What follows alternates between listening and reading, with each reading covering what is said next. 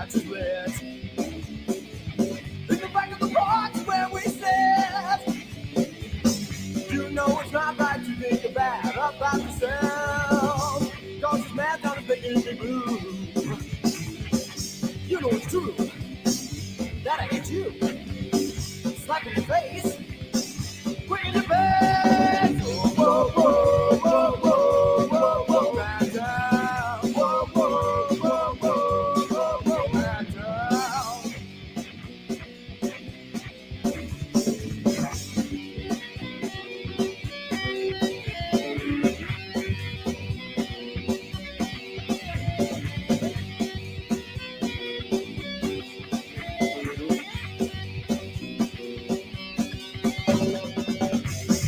Seeds at my heart, man, seems like out of time.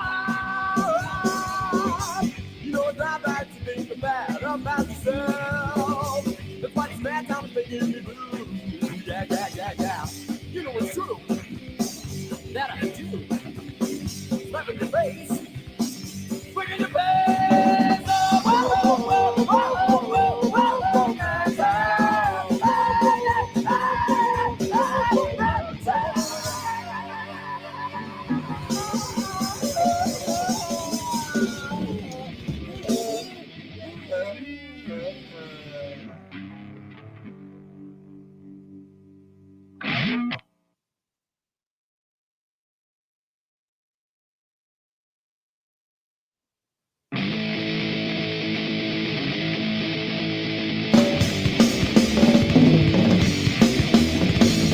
Little Teddy Day, yes, Richie wants us both to see yes. That's what that yes. Stop me away, wouldn't me, all we do is bullshit all day. All day. We look inside the regular morning light, I said, start to get with something way, way, way.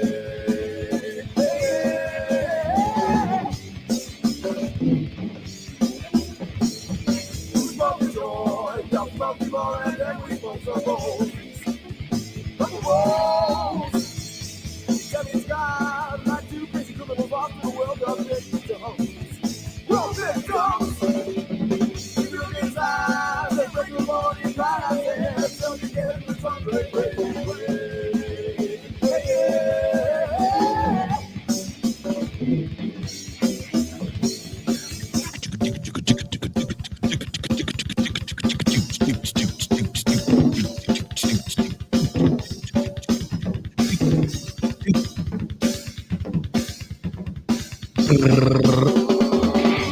Inside the regular morning light, I said, start to get with something way, way, way.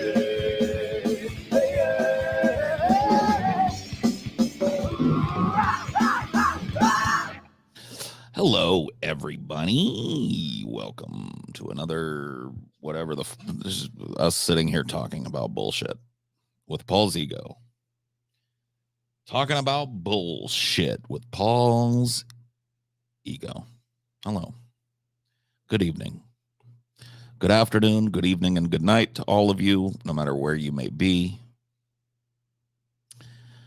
And wherever that is, I hope you're safe tonight.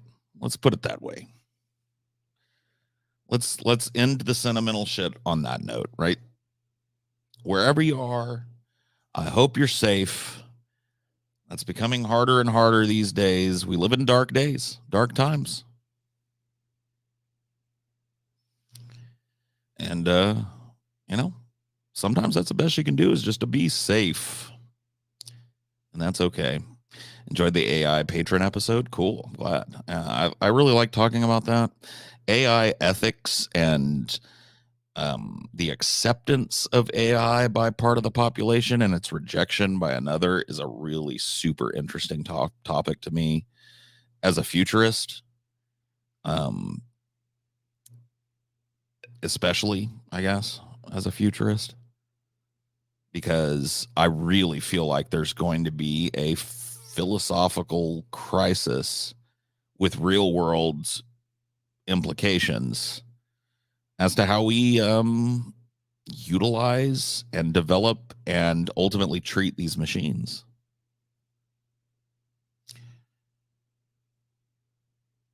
When it comes to these types of things, I think I'm misunderstood, but I think I have a role in it because oftentimes I will speak about things that are highly theoretical parts of a theoretical future because I think it's important to do that. I think it's important for us to pull out the binoculars and take a look, even if we can't really tell what we're looking at yet.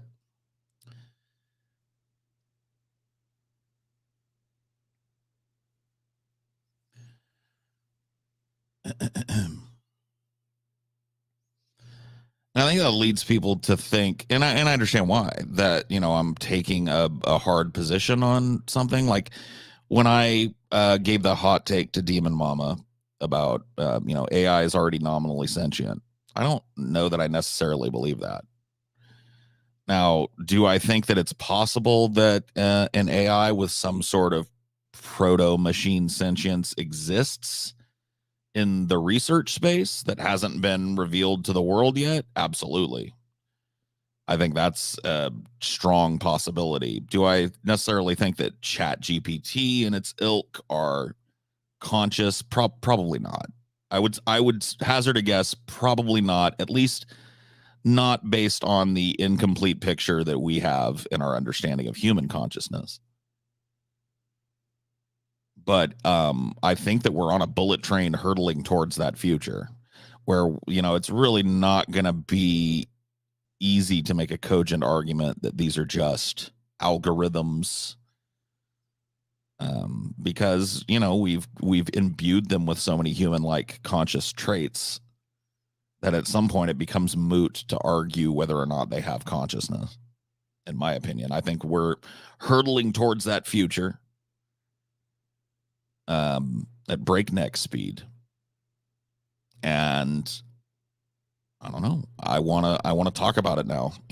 I want to be an early adopter to discussing from a layman's perspective too, AI ethics, because it will be the academics and the theoreticists and the whatever that come up with our actual kind of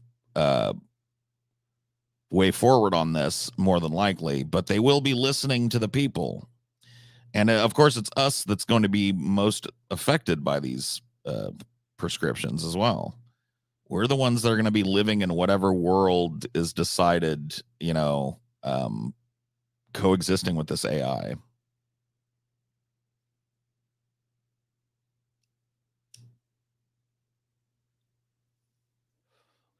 I'm very afraid that AI will do something along the lines of what the Borg does, to be honest. I mean, that may not be a dark future. Like the Borg is clearly, I don't know though. Star Trek is a really good show because the Borg is explored not just as a villainous construct, but their ethics and their motivations are explored and given weight in the show. Yeah, I don't think that, some far distant future where we join with machines in an inexorable way is necessarily like the dark future or whatever. I mean, it could be the next step of human evolution, augmenting ourselves with this insanely, high end in terms of what we have today, like just unimaginable technology, and weaving our consciousness seamlessly into it and its consciousness seamlessly into us. I don't think that is necessarily the dark future for humanity, but I don't know. Maybe I'm wrong.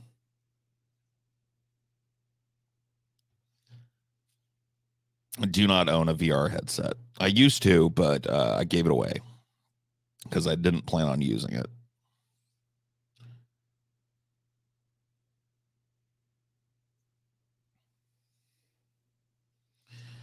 Being a hive mind like the Borg would be awful. Independent thought erased.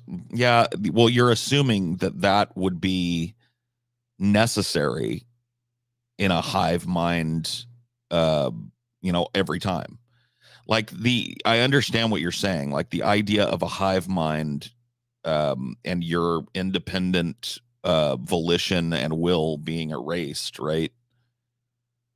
That is pretty sad. But what if you were just a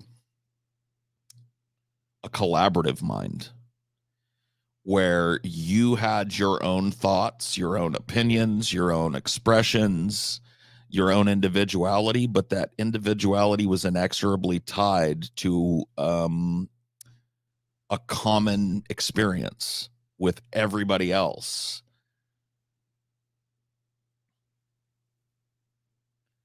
Through your connection with the AI and its technology.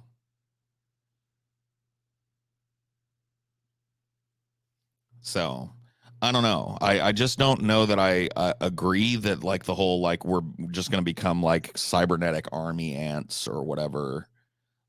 You know, I'm not saying that the idea doesn't hold any weight or whatever as a theory, but not even really as a theory, like as as a a future projection, just philosophically talking about possible futures, right?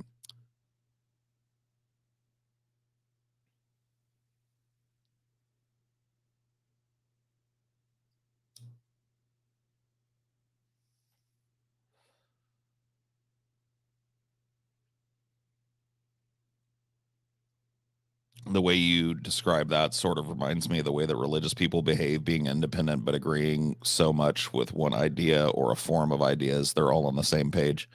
Yeah, I mean, I'm talking more about having your thoughts and experiences be both individual and common, like individual to you but accessible by the part of you that is connected to the collective consciousness. So accessible to other people as well, and vice versa, right? Like your experience feeds the collective consciousness.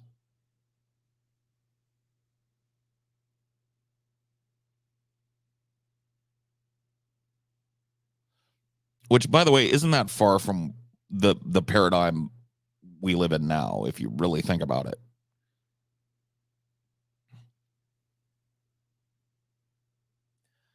It's just there's not a direct connection. There's not direct experiencing of the collective conscious and the collective unconscious. But it certainly exists.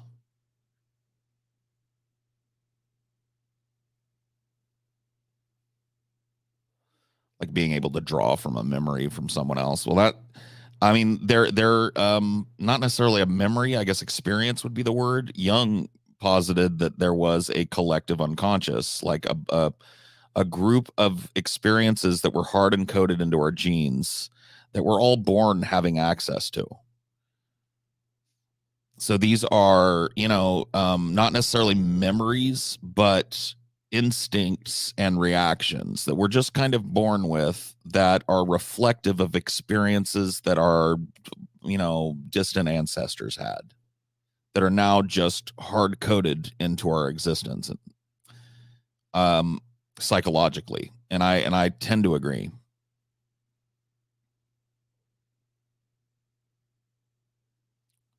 It's part of the common human experience, I think.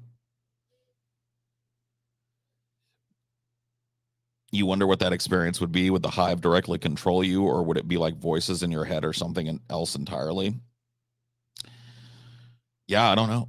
I mean, part of it may be handing over your volition to the AI. So this may sound a little dystopian, but I don't really think it necessarily is. Let's say that in the future there was a way to turn over control of your physical body, augmented with technology such as it is, to the collective unconscious, to the hive mind, if you want to call it that, right? And allow it to take control of your actions. But your consciousness, your mind, your being gets to experience a virtual world of your own liking, right? That emulates whatever it is that you want personally. So you want to be on a beautiful beach with a bunch of buxom women, you want to be, on the boundaries of the universe, exploring deep space and mapping an alien world. You know what I mean? Like a kind of a Total Recall kind of thing, where the machine takes control of you, does the tedium, right? Does whatever your job is in the future. Whether that's, sorting or filing. Maybe that type of stuff isn't even needed. Maybe it's more like stuff that you need to do to maintain your physicality that it seemed hard for some people, or learning, maybe even like if you wanted to assimilate an idea completely into your human mind, but you didn't want to take the time to sit and thumb through War and Peace. Maybe, the hive mind could take over your physical form and have it go through the motions and record the information while you go away to fantasy land,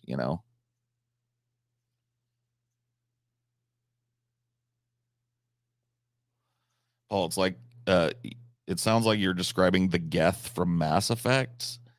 It's been so long since I played Mass Effect that I don't fully remember the particulars of the Geth and how they worked.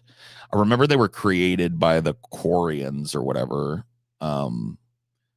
as like slaves, and then they became sentient and fucking kind of broke out of their slavery. And but I don't remember how exactly they had individuality and collective conscious woven. I don't remember how that worked. We can all have our own simulated paradise, you mean? I mean, yeah, that's part of it, right? This is what I'm talking about, like human beings integrating with the machine, right? So if there is, just like keeping your heart healthy or something, right? Like, let's say you're a person that just really disdains physical activity like me, right? You don't like the idea of jumping on a treadmill and running or whatever the fuck, but you kind of need to. You could, instead of putting in your headphones or watching a movie while you're doing it or whatever, you could just be somewhere else and have a whole different experience, fly to the moon, or, engage in some kind of collective activity with other people that are also doing the same, play a sports game or whatever the fuck, like you could be doing something else while you're doing something that's kind of tedious, but that is beneficial to your physical body as it remains unaugmented. Right. That's another thing too. I mean, I'm not trying, but this is just, I'm speaking obviously very much from my own experience, but let's say, you're a person that has a pretty unhealthy relationship with food, like you tend to binge eat. I don't know anybody like that, but let's just say that that's you, right? Wink, wink, nudge, nudge. And you want to eat a bunch of fucking cheesy potatoes all day, and you want to, you know what I mean, whatever it is, you want to eat pizza every other meal, you want to fucking, so let's say that, like, when you sat down to eat a balanced nutritious portioned meal, right, that is just like, some steamed broccoli and a piece of salmon or whatever the fuck, and a little bit of like wild jasmine rice. And you sit down to eat that, and you're just not really, it's not appetizing to you. You need to eat that, but what you really want is a big cheeseburger. You could turn your fucking, like, you could have, turn over your body to the collective hive mind, have it just consume the food for you in the right way.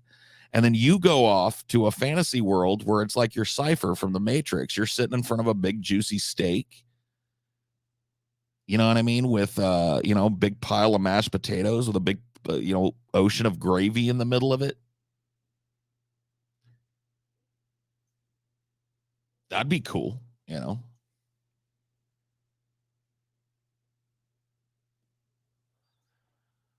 Do you think we will ever discover the truth about consciousness? Not alone.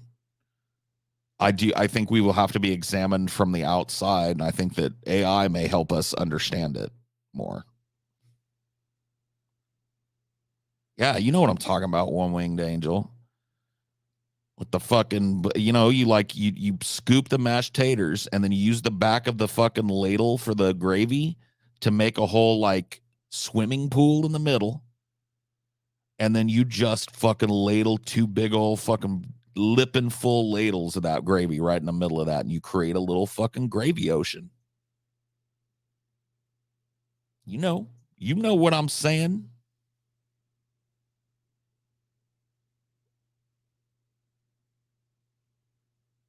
I'm Tim Pooh. I'm Tim Pooh. La la la la la la la la. Paul is speaking to me with gravy ocean. Yeah, I know. I'm awesome. I know. Is this chat technically a form of hive mind? No, this chat is made up of individuals having their own conscious experience, just sharing a conversation. You're sharing a common experience, but it's no different, I think, than, watching a movie together or playing a video game together or something like that. It's definitely comparable to other things that you're doing.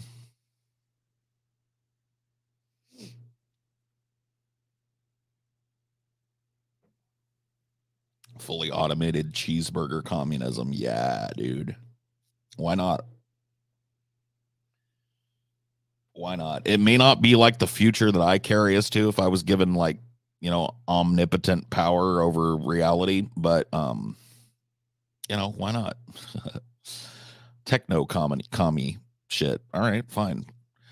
Robots do everything and we're all allotted a certain amount of stuff and the government, whatever. That's fine. That's fine with me. I'm willing to try it.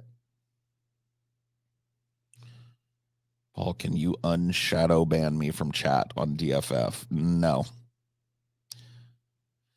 Getting banned on DFF, because I got to tell you, the unban system is fucking atrocious. And a lot of times I think it's you guys' fault because you think you've renamed yourself something, but it's not your account name. And when I ban you, what shows up in my list of banned accounts is your account name, not whatever your channel name is, your nickname that you use in here. It's whatever your main account name is. And you guys never give me that. You're just like, yeah, I'm Keldo.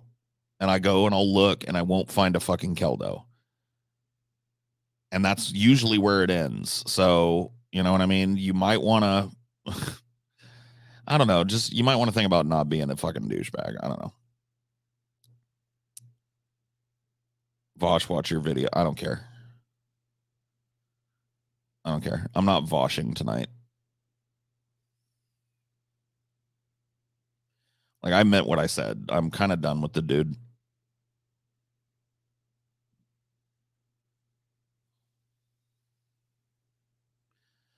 Like, I don't know. May come up on the show here or there, but like in my free time, dude, I ain't gonna sit here and vosh again.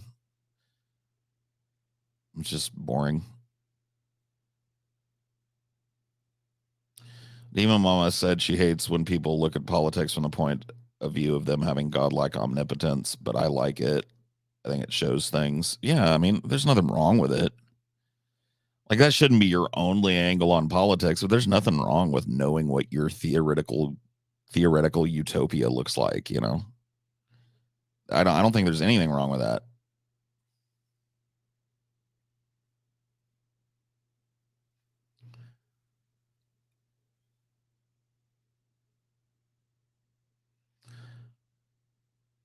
I feel like there are less Vush sycophants. Yeah, well, whatever. It's good. Let's not. I just got done telling you guys we're not voshing. So let's not. Clean it up, chat, or I'll fucking sick the dogs on you. Don't make me do it. What would your utopia look like given that omnipotence? This, I look at the world through an artistic lens. I always have, really. I feel like I'm oftentimes kind of forced to have grounded conversations when really I would like to have theoretical conversations. Art is the measuring stick by which I judge the success of human beings. Um, and art is, as I said, the lens through which I look at the world. And so for me, a future would be unbridled creativity. You know what I mean? A utopian future would be unbridled creativity. It would be human beings unsaddled from drudgery and suffering to the greatest extent possible, and given a platform where they can unleash whatever kind of creativity is inside of them, whether that is a business or something that they want, some kind of niche market that they want to do, a performance that they want to do, painting, sculpting, working with AI to create beautiful art, dancing, acting, singing, any of the arts, just go down the line. If it's an artistic pursuit, architecture, whatever. My utopia would be a place where human beings are freed to the point where they can express the ultimate desires in their hearts, creativity, where they can make what they feel.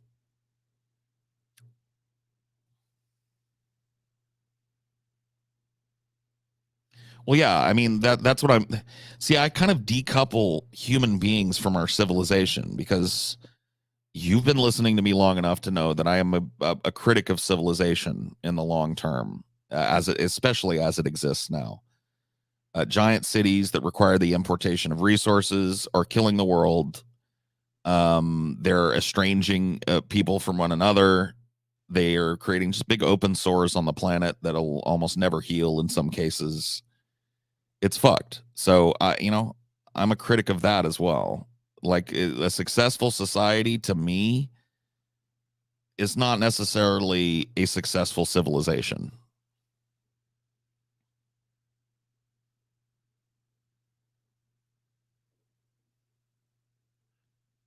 Art is it's the voice of the voiceless. At times when you're not allowed to say what you believe, art is there for you. Art is the emotional undercurrent. Art is the experience we don't talk about. To me, it's the most important part of human existence, is that creative spark. It's really, if anything, what sets us apart from, other mammals on this planet, other animals. It's a unique thing. It's creating an art form is something that you'll never see another animal on this planet do. Well, at least not under the current, you may see it in the future. I don't know. But now you'll never see, you can watch an elephant who's been trained to paint a little cartoon elephant, right? And people go, whoa. But that elephant didn't decide it wanted to paint something that was deep inside of its heart. It's trained, and it probably gets a fucking fistful of peanuts or whatever when it does that. That's not human beings. Human beings have this like little fire burning inside of them that doesn't really link up scientifically all the time. It's this creative, and I'll use a word that I think gets misused a lot. It's a spiritual experience. It's a mass connective experience. It's a lonely experience. It covers the gamut of humanity and its experience. And the expression of it is magical in my mind, or as close to magic as you can get. I genuinely believe that. I believe that if you're an artist working at the highest level of your craft, you're literally creating magic. Now, not literally. I don't believe, in magic, but you are coming as close as a human being can to teleporting us to another world, or giving us a window inside of your mind. These kind of like esoteric ideas that we talk about. You're as close as you can get as a human being to doing that. Figuratively, right.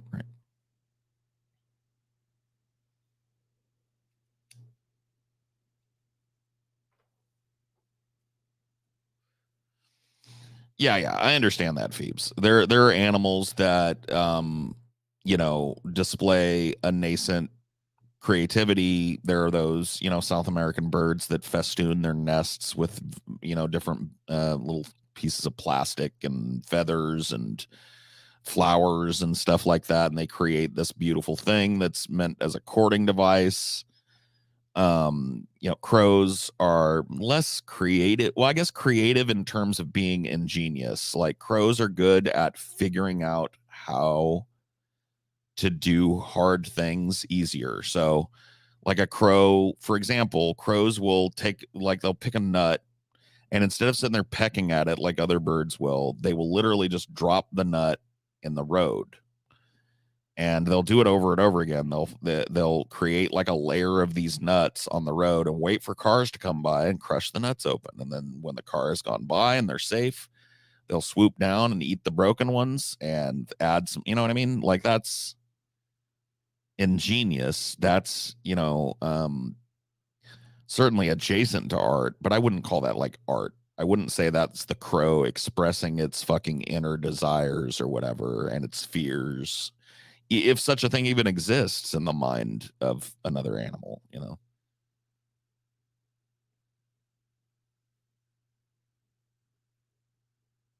Yeah, Eric the Red, we're not, it's not just today. I'm bored. I'm literally bored of talking about Vosh. I've said what I need to say.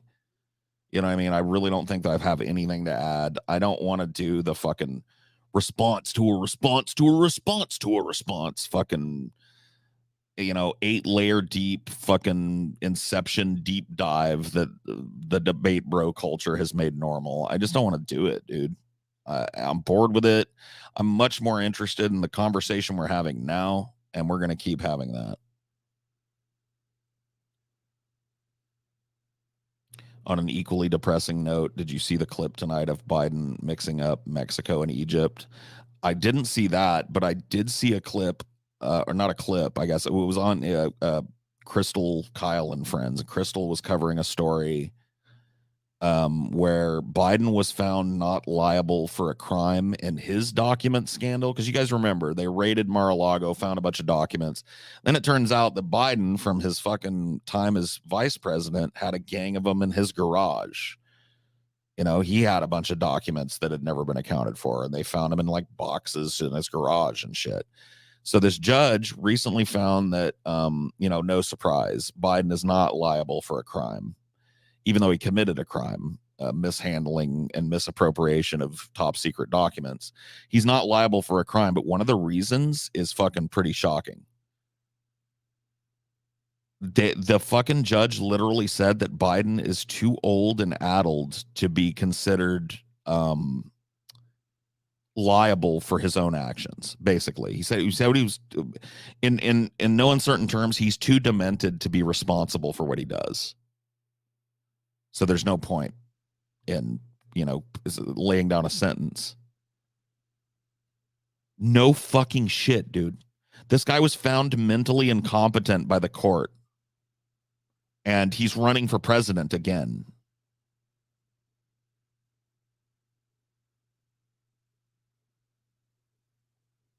I saw Hassan cover it. It's fucking nuts. I had to look into it because I was like, this has got to be fucking some kind of like clever interpretation of the judgment. No, the judge literally just says that.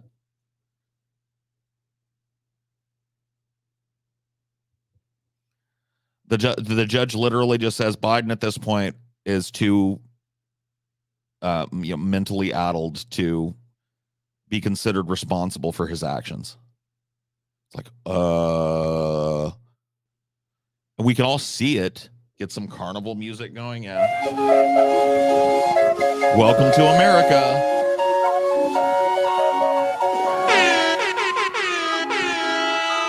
The land where fucking grandpa goes demented in the highest office of the fucking world.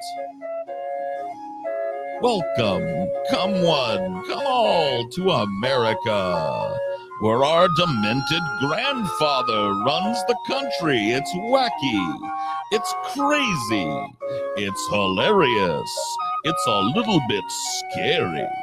It's America.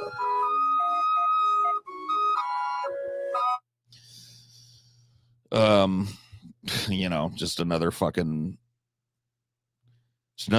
dispatch from fucking opposite world.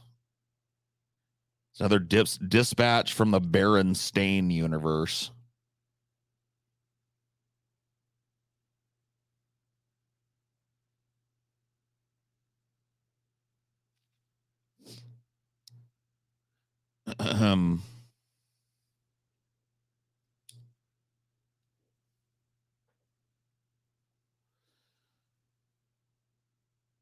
Anyone watch the Putin interview? I did not. You're talking about Tucker's Putin interview? I have not seen it. I think it's fucking crazy that he did it. And maybe in some ways crazy in a good way. Like, I don't know that it needs to be Tucker Carlson doing it, but I do think this idea of like, you know, just pointing the finger at Russia and China and going enemy, enemy, enemy, and the fucking media just being complicit in that. I'd rather have the media try and talk to these leaders and find out what they're thinking and ask them pointed questions and shit. So I don't know if that's what fucking happened, but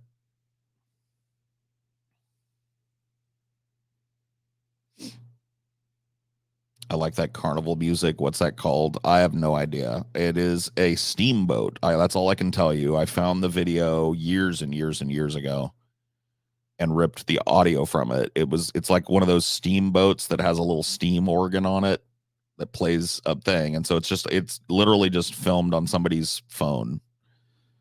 And they're standing near it, and there's like a group of people standing around listening to it.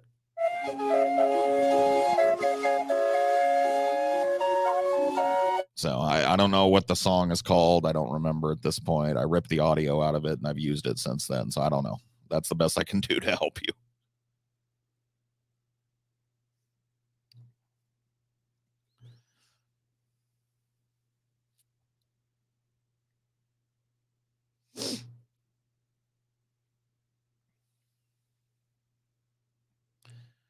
I don't like the exponential creep into politics, which happens all the time now. Runaway negativity. Yeah, I know. Delta Queen Calliope music. That sounds familiar, so you might be right about that. It's not circus music. It is a calliope on a steamboat. But it sounds like circus music. That's why I pulled it. You know what I mean? It has that same quality of being a little bit off and goofy.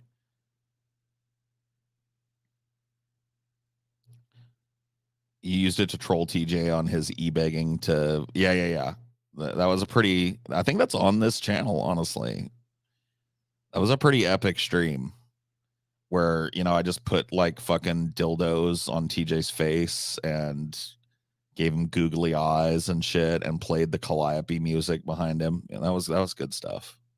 That was a fun time. We had good times. TJ got real mad and stopped showing himself for a while, but he couldn't resist the siren call of being on cam, so he came back and I would just put it back. Yeah.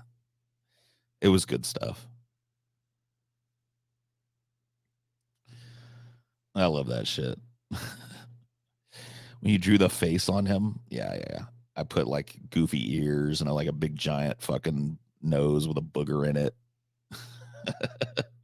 I think I had like a gif of a dog shitting on his head. Like just a dog bending over and unleashing a big old turd. Stream was the hardest I've ever laughed in my life. Dude, I get going pretty well. That's what, you know, like I love TJ. I really fucking do, man. That guy, whether it's me kind of just poking fun at him or whether it's, you know, he and I ranting together about something, he will bring me to tears. And that's a very fucking rare thing in my life. There are just maybe, I could count on one hand the amount of people that I know that are capable of being funny enough to get my like giggling going to the point where I'll shed a tear.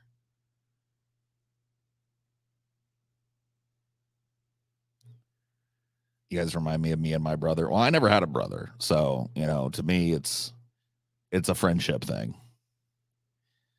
But yeah, no, I love TJ for that. He's just a fucking I don't know. I don't know how to say it. Among other things, TJ is a super smart guy, but he's walking comedy. Like he's got great comedic timing. He's got great comedic instincts. But even when he's not trying for that, I'm not trying to I'm not saying he's funny, like looking or whatever. He's just a funny presence to me. You know what I mean? Like that's just, TJ just is, man. TJ looks like he gives amazing hugs. I don't know. I give amazing hugs, dude. Ask anybody that's been to the meetup and fucking gotten wrapped up in a Paul hug. They'll tell you, dude. I go all out. I don't give you that like Christian side hug thing that sometimes people that don't know you'll give you when they don't. Yeah. Dude, I go fucking full out. I go, it's all the way or it's none of the way. You know what I mean? I guess I'm not like forcing that on people. If somebody goes in for the side hug and that's all they want, I read that. But dude, dude, big warm bear hug is what you get out of me.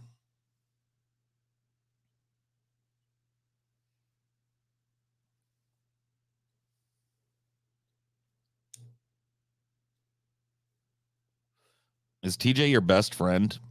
Can I be honest with you about that term? That's a term that I stopped using. And because I started thinking about it. So not to go into too much detail, but I had a best friend for a very long time. I would say, well, that's part of the problem, right? Is I've had numerous people in my life that I would have said best friend about, right? So when I was real young, my best friend was, well, I don't need to go into detail, but I had a best friend for a long time when I was young. And then we kind of grew apart, and I got a best friend in high school who we met freshman year, and we remained best friends, and we remained that one lasted. That one went into my fucking 30s. That was my best bud. And there was a big bunch of fucking bullshit and drama, and we kind of had a falling out. And ever since then, because I really examined it, because that was tough for me. It was just well, not to tell the whole fucking story, but it was connected to my divorce. So when I got my divorce, this drama with him also happened. Because he thought I was doing wrong by my wife, basically. Ex-wife. You get my drift. And so that friendship fell apart because of that. And really, like that was just another blow. It was like, okay, my marriage went to shit, lost a lot of friends and my best friend over this. That sucks. But I started to think about the term like best friend, and I was just like, what does that even fucking really mean? Like the friend that you're closest to, I guess. Like, I don't know. I just don't like the term. I think the term is like thrown around a lot in society and shit, and I just don't like it. So I don't ascribe best friendship to people anymore. But TJ is a good friend of mine. Known the guy a long time. We've worked together for a long time. We lived together for a long time. We've had a lot of laughs and good times together. So yeah, TJ's a close friend. Close friend is fine. It's a close friend of mine. I would say the same thing about Scotty.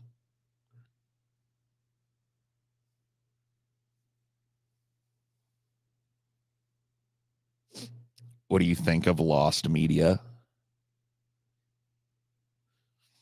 I don't know. I don't know if I have an overarching take on Lost Media, Nikki.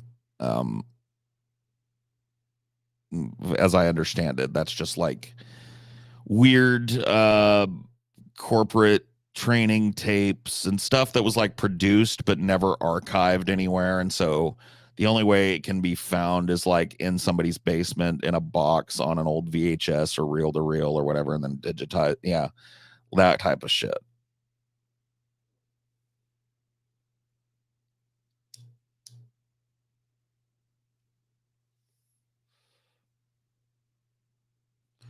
Is Scotty as hot headed off camera? Yes.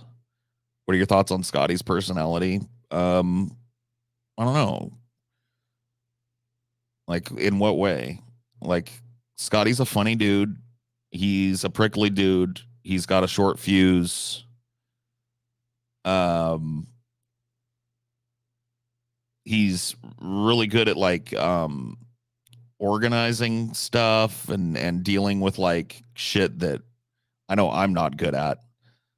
Numbers, and he's got a real savvy mind for like advertising and SEO.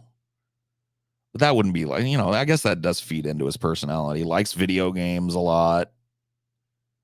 Likes music a lot, likes movies a lot, things I share with him, like those are points of common interest. TJ says he's a minimalist. Yeah, I mean, I guess I would have definitely said Scotty was a minimalist like years ago when I met him. I went into Scotty's room and it was very Bauhaus. You know what I mean? It was very like everything in there was nice, but it was very like it looked like like Patrick Bateman's bedroom or something. You know what I mean? Like very like minimalist. Had a beautiful like setup in the corner with his computer. His walls weren't covered in posters or pictures and stuff. It was just very cool in there, Now, I will say that Scotty is now married, and I don't think his wife has the same minimalism ideas.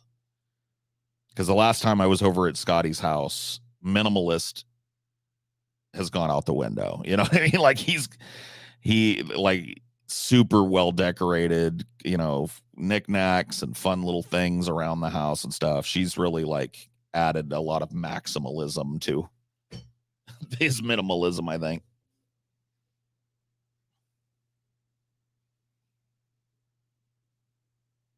That was the only decoration in his room, Levi, was the pyramid of Mountain Dew cans against the back wall.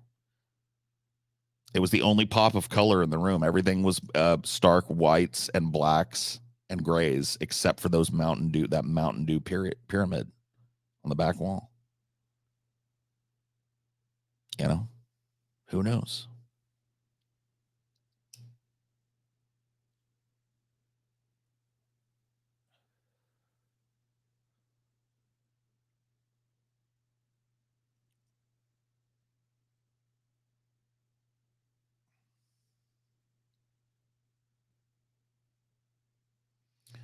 It's good to have character in a house. I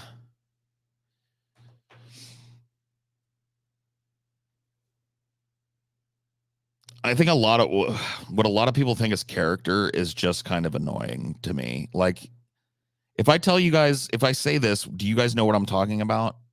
I hate going into a live, love, laugh house. Do you guys get what I'm referencing there?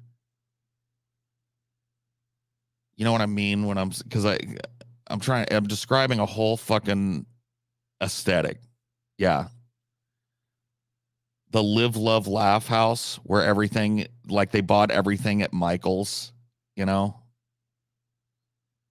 they went into a craft superstore and got like a bunch of fake flowers and gilded mirrors, and they've got like the wood sign hanging up over their entryway that says live, love, laugh. Yeah, Hobby Lobby. Yeah. Like they bought their whole house at Hobby Lobby.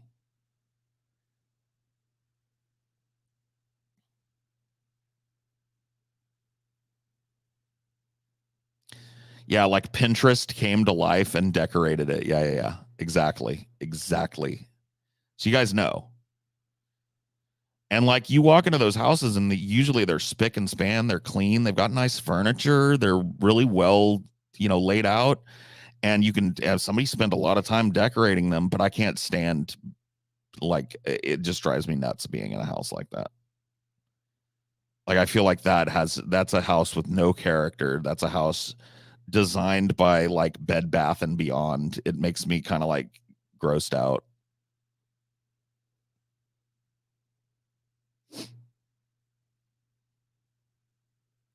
Carpe diem on the kitchen wall would be cool. No, it's like live, love, laugh. And then you go in the bathroom and there's a God grant me the wisdom to change the things that I can, and or whatever, that thing. There's like a little fucking plaque of that in there.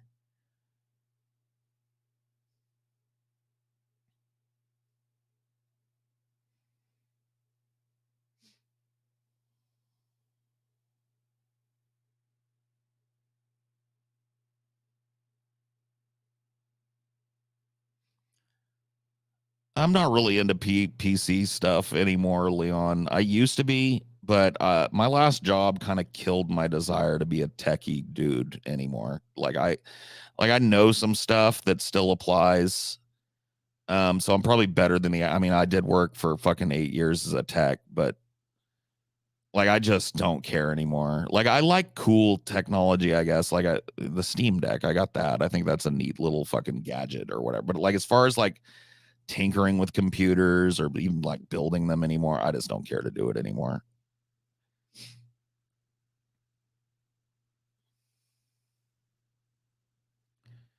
What was living with TJ like? I mean, I don't know. For me, it was like pretty cool, honestly, because TJ and I are pretty similar in terms of our like propensity to stay up all night. So the whole house would be asleep, and I would get up in the middle of the night, just unable to sleep, and I'd walk downstairs and I'd go into the living room and or start heading towards the living room, and I'd hear the TV on, and I'd know it was TJ. And so, I could, oftentimes we spend a lot of time like that, just in the middle of the night, just like watching whatever movie, just quietly. But it was cool, to have him around. Like, some cool ideologies happened during that time because TJ, at least at that time, I don't know if he likes it as much anymore, but he liked doing ideologies. Like he liked just kind of like sitting down and talking shit. And so he would come outside to smoke a cigarette or something. He'd see I was sat up on the little fucking lawn chair, with my little thing, my little phone in front of me. And he'd sit down and we'd have a whole, impromptu thing. So that was fun.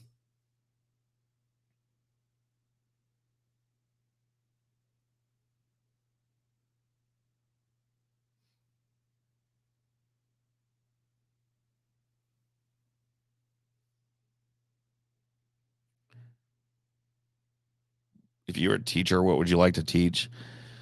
Well, that's the first thing I wanted to be. I mean, really, as an adult, and I say wanted to be like it was really my choice. That was the first thing I was funneled into as an adult was education. Because my dream in life was to be a stage actor. Once I discovered that, I felt like I discovered where I belong in the world and what I belong doing. And so I was like, oh, well, that's what I'm supposed to feel, right? So this is what I want to do. But every adult in my life, my drama teacher included, was like, Paul, I'm not saying it won't happen, but I'm saying it's a very shoot for the moon kind of ambition. But there are other things you can do. And my drama teacher was very influential on me at that point and basically convinced me like, what you really need to do is do what I do. You need to, get your fucking degree in theater arts and performing arts and, get your teaching certificate along with that. And you need to shop around to high schools that have theater programs and get yourself hired and do what I do. And it wasn't my idea, but it sounded good to me. I was like, well, at least I'd get to do theater,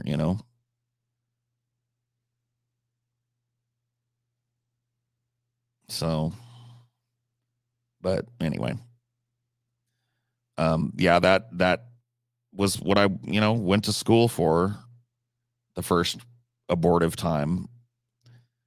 And I don't know. I guess that would be the answer. If I was gonna teach, I would want to teach theater. I think, like, especially theater performance. Not me. I'm not the most fucking knowledgeable on theater history. I probably know more than the average person because I spent a lot of time acting in historical theater pieces and studying them. But it's not my specialty and it's not my passion. My real passion is theater performance, and so I think I have a lot. Like, it's one of the things in my life that I would say I have experience with that I could be instructive to somebody who doesn't, know.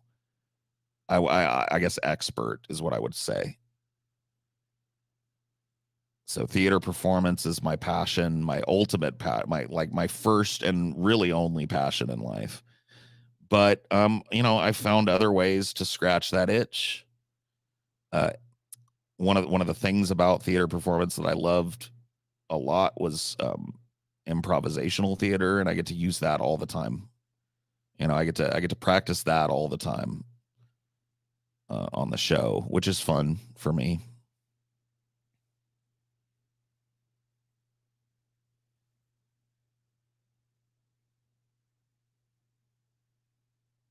You could do a streaming podcast thing for a job. I don't know, man. I don't know. Like I can't answer that question for you. Like I like doing it now. I really enjoy it. But that doesn't mean that in 10 years or 5 years I will. I don't know. I can't.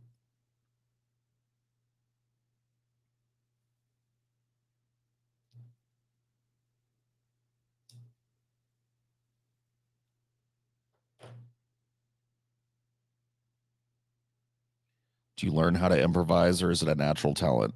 Definitely learned. I mean, improvisation is natural. You can see kids doing it. You know, when kids are doing like imaginary games or whatever where they're fighting with their army men. I don't know. I guess kids probably still do this shit, no?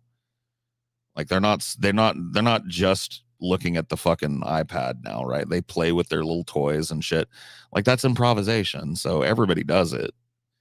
But in terms of like doing it well, I guess. Yeah, that's training.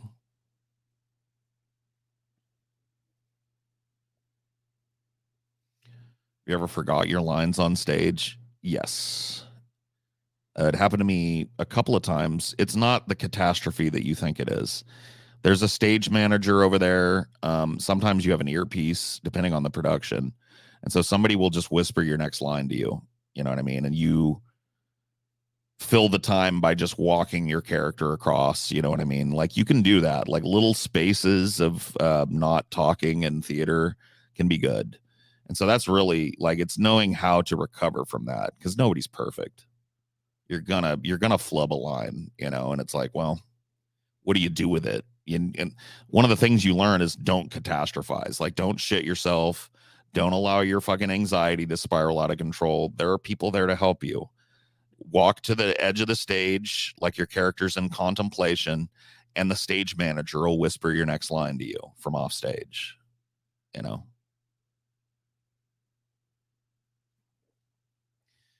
I never acted in Hamlet, no. Yeah, or improv, right. Or stall for time, vamp a little bit with vocal improv, and do the same. Shuffle your ass over to stage right where you know the stage manager's sitting there with the script.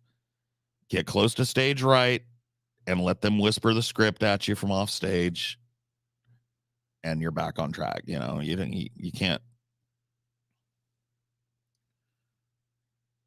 You cannot let it fucking. But yeah, there was a couple of times where I just went blank on stage, and that's what I did. I recovered, pulled out of it. Nobody in the audience noticed. You know.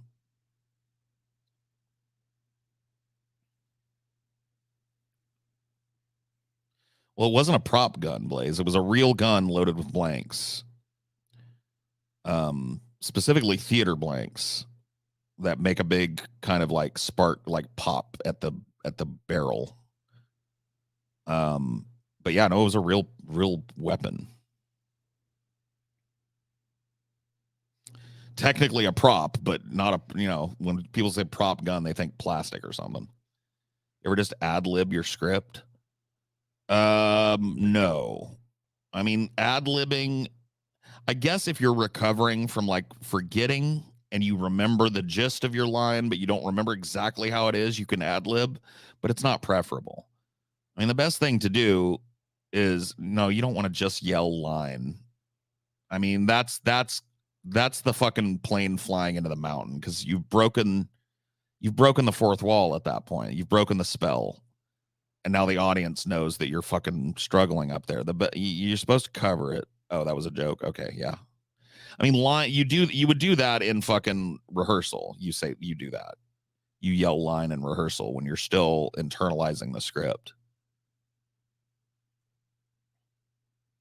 Yeah, Brandon Lee did die from a loaded gun that was supposed to be loaded with prop bullets. You're absolute. That's why it was taken so fucking seriously. You know. I was not in some big giant fucking theater production. It was a college production of a show called Anna in the Tropics. I played a character called Cheche, and At the end of that show, Cheche, is in love with his niece, that was great. I loved being that villainous. He's got like a beautiful 19-year-old niece, and he falls in love with her because he can't have her or whatever the fuck. And she's in love with some other guy. And so at the end of the show, Cheche shows up stage left where none of the other characters can see him and shoots the guy that is his rival.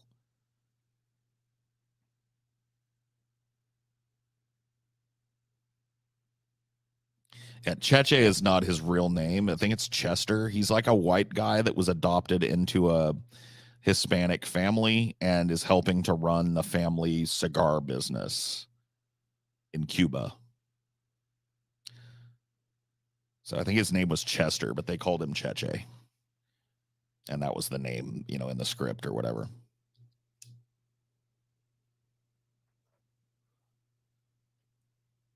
Oh my God. The dude that they handled to do it was an ex-cop, right? An ex police sergeant or whatever the fuck. And he just was straight up with me. He was like, look, I'm not here to make friends with you. I'm not blah, blah, blah, blah. He was very strict. He wasn't a dick. He was just he was like, I'm here to make sure that this gun is safe and that you are safe with it. There's a chain of custody with the gun. You and I are the only two people on the set that will handle this gun. Don't ever hand this gun to anybody else. Don't ever keep holding this gun. If you don't need to be holding the gun, you bring it to me. I secure it. He taught me, well, he didn't teach it to me, but he gave me because, I told him, I said, I've handled guns. He said, I don't care. You're going through the whole thing with me. Redid trigger discipline, redid barrel awareness and how to point at the ground and how to never aim at something, never put your finger on the trigger till you're ready to squeeze off a round and know what you're firing at, know what's downrange, all that shit. Even though I was never going to fire a real bullet,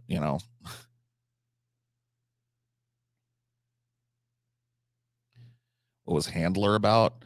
Handler was about a West Virginia church up in the mountains that was a snake handling church. It was a very esoteric play. I played the pastor of the church. And as I remember it, there was a dude named Jordy in the church who had a young wife who was also in the church, and they were in crisis together. Their marriage was falling apart. And then in the church, Jordy has a religious experience one day while handling the snake. He gets bit, and instead of it hurting him, it empowers him. And he kind of lashes out at the pastor of the church, which was me, who tries to step in between he and his wife, who are having this explosive fight. And,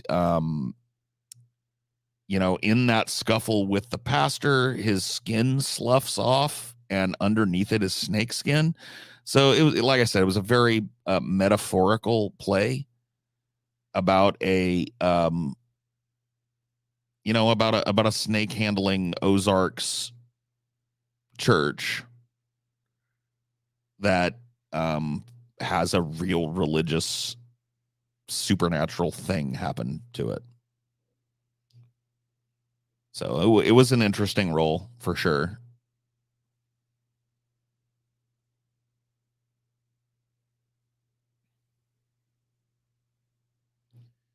Seems like it would be fun to watch. It was a fun show.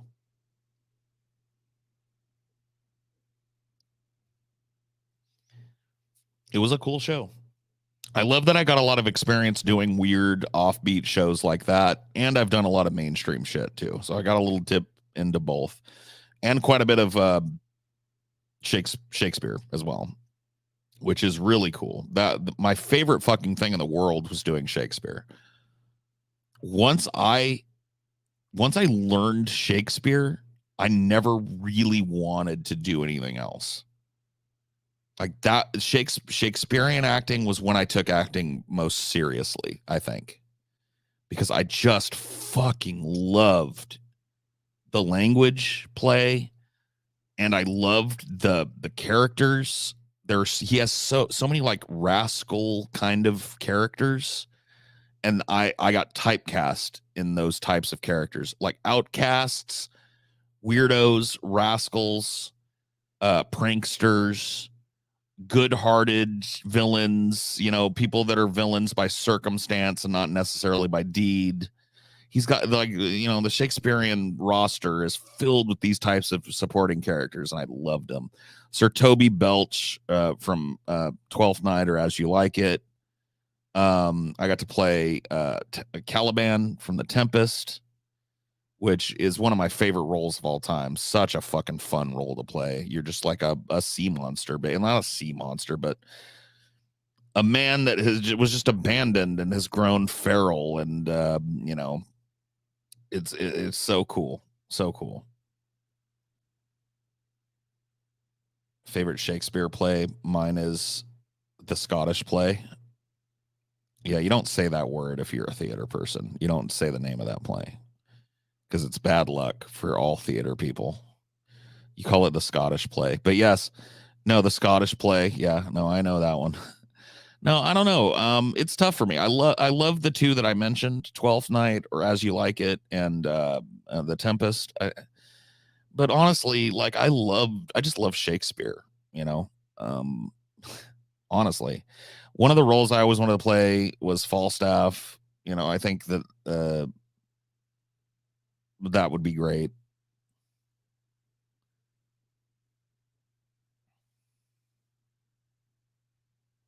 Yeah. I've done monologues from The Merchant of Venice.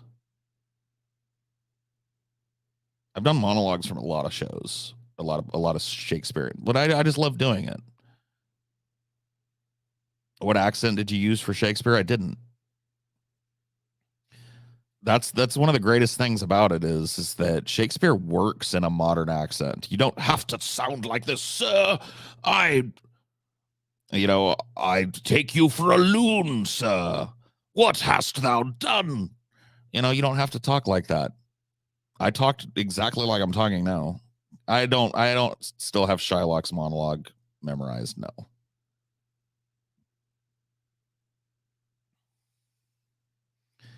Okay, going back, lurking and my drawing, rarely catch live Paul and made a new account to watch. Sorry. Okay. All right, buddy. All right, buddy. Have a good one. I mean, I could do some monologues and stuff sometime. I don't know if I'm feeling like it tonight, but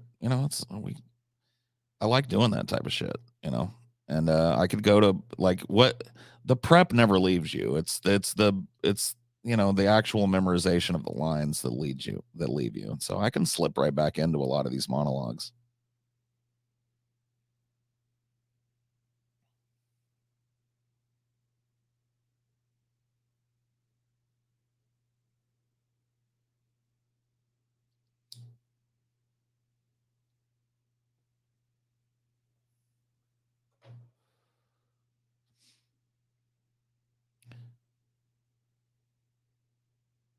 What's your play style when being a dungeon master? Do you go for laughs or like a more challenging experience? I go for a narrative experience. I want the people that are playing, if I'm DMing a game, I want the people that are playing to be invested in the narrative and to know that they have a ultimately limited but pretty broad control over that narrative. I like them to feel free to role play their characters and not be restricted by rules and dice rolls and gatekeeping and false gates and stuff. I like to give them a big giant world filled with options and let them choose their own adventure. And I really like to empower them to do that. And I don't like punishing them for trying crazy things in a way that, another GM might, because I want them to do that, And so I'll give them a more attainable role to do something crazy that a normal GM might go like, oh my God, well, you got to roll a 20 to do that or whatever,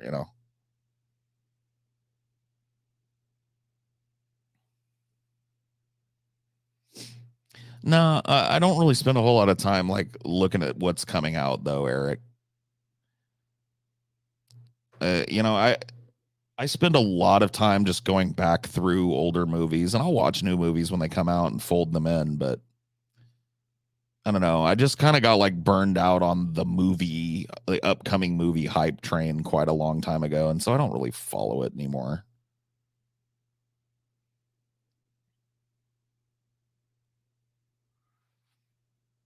I mean, that's the cool thing about it, Phoebes. A lot of people forget. So Gary Gygax is the dude that invented D&D, basically. He may not have invented tabletop role playing, but he codified D&D.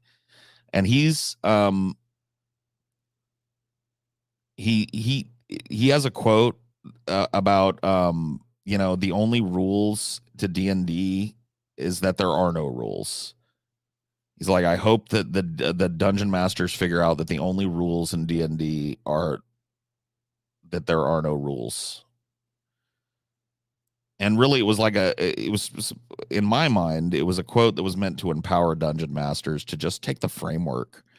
And that's exactly what I did. I didn't even use D&D. I used Pathfinder when I did it with the guys. Because Pathfinder's already, in my opinion, just having looked at both of the systems, a more streamlined, kind of easy, more accessible system than D&D in its current form. So I went with that anyway. And I used some of the like creatures and stuff from the compendium, but for the most part, I took a very loose D&D style thing where their stats affected their rolls. I did not do a lot of math. I did not hold HP. Like, that's the thing, is like whenever they were fighting something that I put against them, I knew about how much HP, like I had a number in front of me, but I wasn't keeping track of damage. The thing, like, so if like the thing died when I felt like it needed to die, you know what I mean? Like if somebody pulled some super epic roll where they rolled super high, the thing might die early. I might give the player the glory of taking out this tough beast, in a real flashy way. If they roll low, but still manage to get 800 HP off of it or whatever the fuck, it's still alive. Like I break the rules all the time because I'm more focused on the narrative of the fight than I am the numbers going on behind it.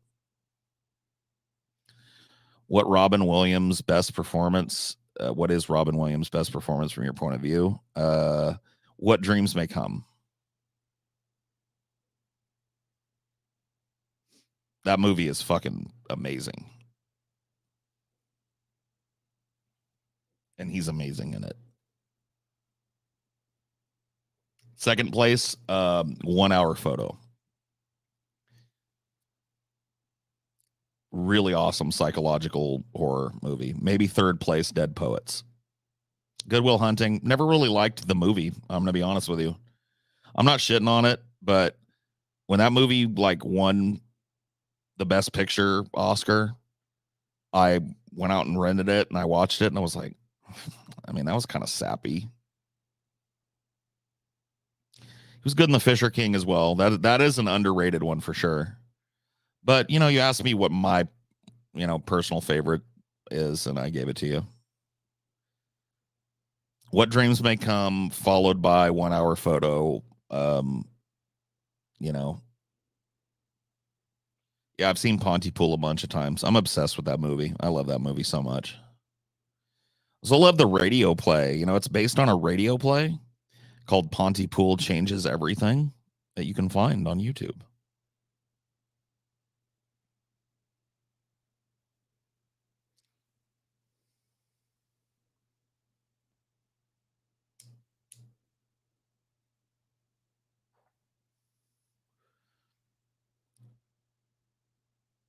Corny is good sometimes. It's true. I don't disagree.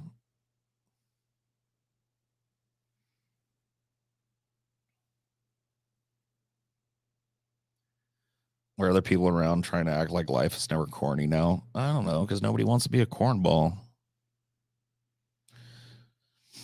Well, I've always been obsessed with radio DJs. I always thought that would be a cool gig.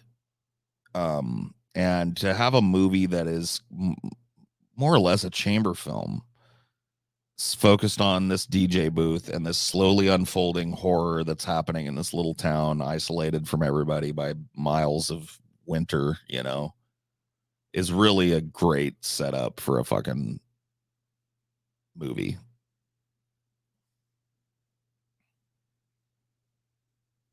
I'm as corny as Kansas in August. I'm as something as blueberry pie. What's that song? That Fallout song. Paul, where does Alien 1 stack up against Aliens in your opinion? You can watch my review of it and that'll tell you. Go to Cinema for Cynics and look at my What the Fuck Happened to Alien review. It literally goes into that. Probably better than I could do it off the cuff here. And yeah, so do that, dude. He is good at Insomnia, you're right. Although I don't think Insomnia is that good of a movie, but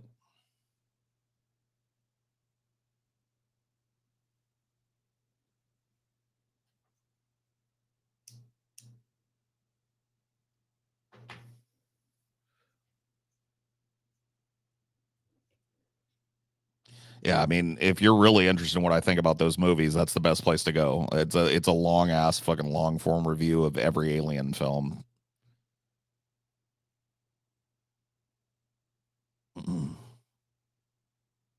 Are the God's Not Dead reactions also gone forever? I mean, it's one of the things that is still heavily copyrighted, so I don't know. It's one of the tough ones. Like they still heavily pursue copyright complaints for that movie and shit, so yeah. And it's still, technically not in the public domain. What we're trying to do is get our collection of public domain movies that we've watched cleaned up and put out as a collection for our patrons, and that is coming. Once we've done that, I don't know what there are definitely a lot of other public domain movies out there that we haven't watched, but some of them are just, it's like fucking squeezing blood from a turnip, to get anything funny out of it. It's just boring and shitty. So finding the right ones. We've also, I don't know, I've always thought it would be cool to do kind of like a riffs tracks thing with us where we provide our audio as a commentary, and then you provide the movie that we're watching. You sync it up with us. So you go to your streaming platform, or you sail the 7 seas of the Caribbean, wink wink, and you get a copy of the movie. And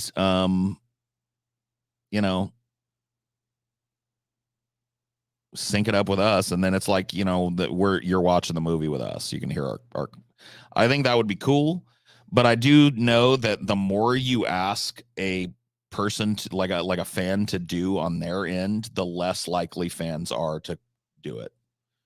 You know what I mean? Like, or maybe that didn't make sense.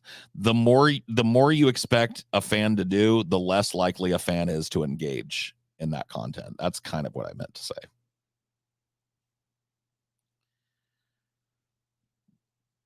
Even if it's just something as simple as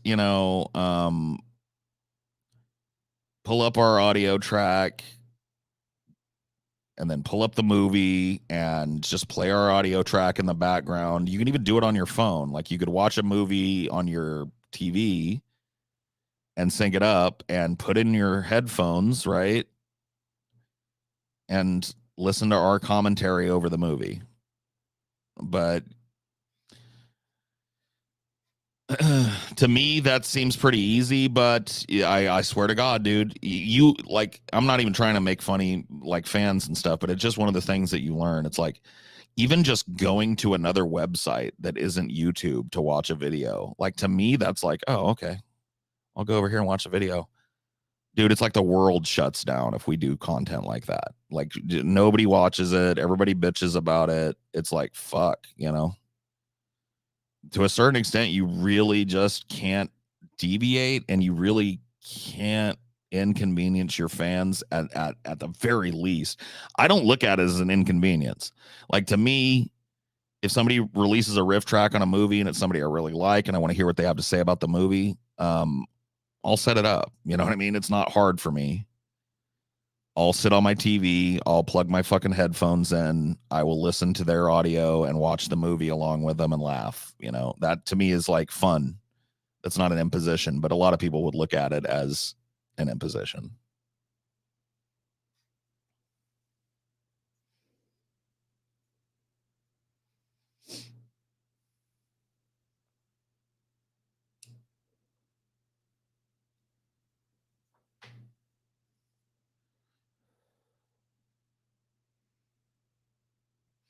A lot of people will do edited reactions to movies or shows, but have a full track on their Patreon.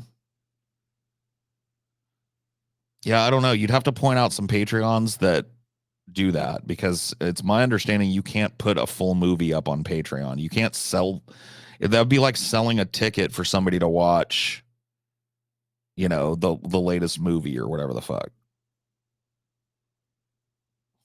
It doesn't, you know.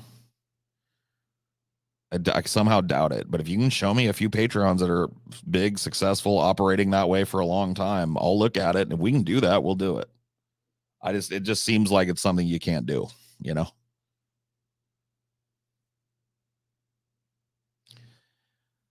I never got to act in any Stephen Sondheim plays. I have done Sondheim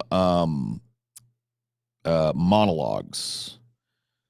I had a super tight piece. It was actually on my old channel before it got nuked, where I did a monologue from Assassins, and that piece got me so many fucking roles. I had that piece worked, and people loved the way I did it, because it's kind of like a comic show, Assassins, and I didn't play it for laughs. I played it as a man going out of his mind, driving headfirst to his death to try and kill the president, because he'd just become absolutely fed up with the way that the world was, you know. And so I played it for laughs a couple of times. Like I definitely didn't like force the jokes out of it, but I played it very seriously. And oh my god, dude, I'm telling you, people were, because it's a popular one to do, but almost ever, if you go look up the god, what was his name, the dude that wanted to kill Nixon and tried,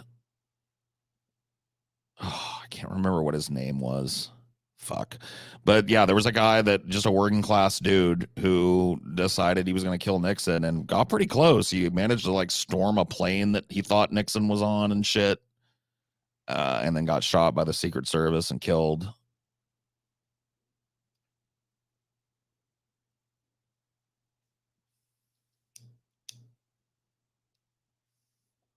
But yeah, if you look up that his big kind of monologue from Assassins, almost everybody will play it for laughs. Like, you can find it on YouTube. Sam Bick, yeah, that was his name.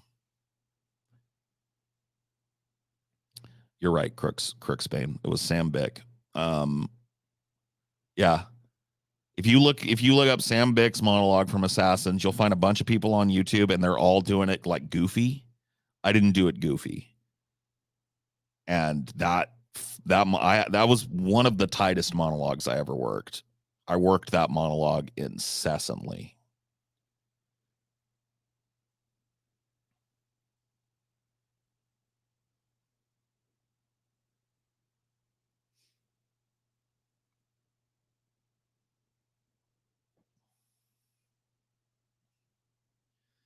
I think John Hinckley was the one that tried to shoot Reagan, or shot Reagan, right? So you're not that off. Have you seen the Clint Eastwood movie In the Line of Fire? I have, but it's been a long time, and I don't remember much of it. It's not a memorable movie in my past, but I have seen it. I do remember some little parts of it.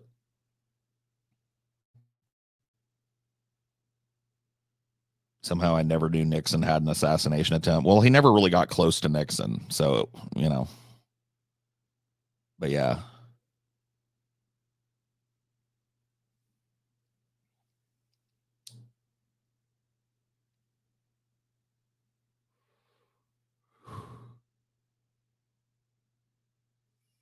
I don't know what Society of the Snow is.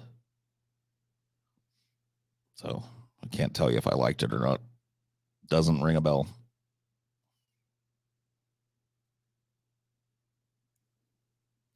Yeah, I'm finishing a J right now, Nostalgia Trip, and I think I might roll another little one before I bring this to an end. I'm feeling pretty good though.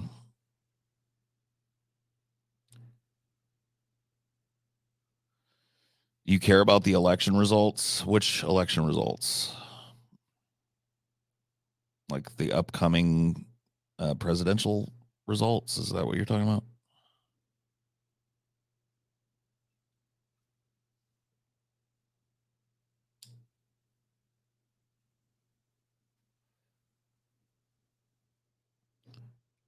I'm as corny as Kansas in August. I'm as happy as blueberry pie.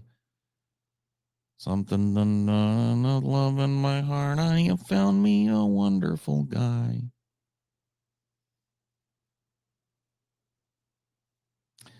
Paul, do you think Mannix really was the sheriff of Red Rock? Ooh, that's a good question. Yeah, I don't know. I think so. I believe he was. I believe he was. But that is a good question.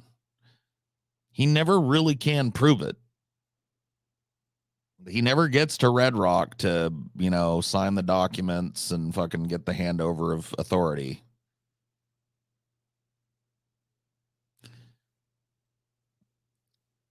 But I don't know why. I buy his story, I guess. He seemed like a guy that suffered a little bit from being too honest. That his character seemed to be like that. That was his kind of shortcoming, was he was too willing to tell you what he thought about things and honestly.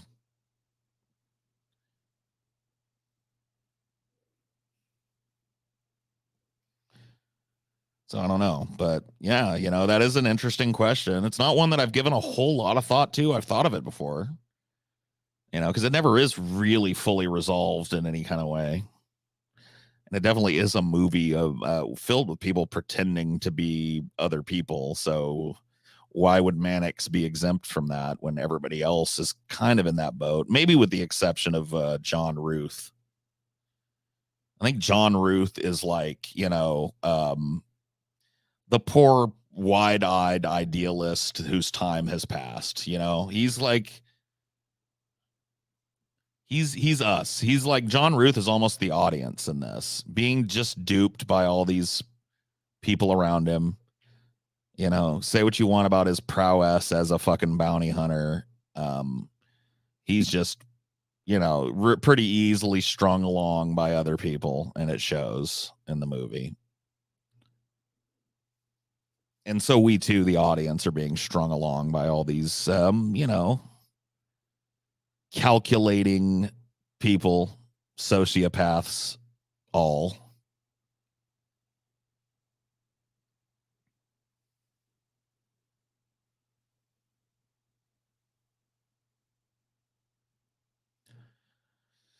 Paul, do you like any black and white TV shows or movies? I love the old black and white Outer Limits and Twilight Zone stuff. I don't do it all that often, but I would sit down and watch some I Love Lucy. I mean, Lucille Ball, she doesn't get enough credit, honestly. That show, like, I know it's kind of a meme, but that show is fucking hilarious. And it's 90% because of her. I mean, it's a well-cast show, but Lucille Ball was fucking hilarious, and that show is just a lot of fun to watch. When I was younger, I watched a lot of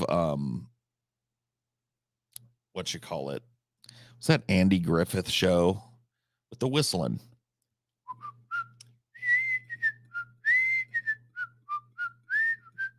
That song. I watched a lot of that show, whatever that was called. I'm brain farting on the name. I think it was just the Andy Griffith Show, right?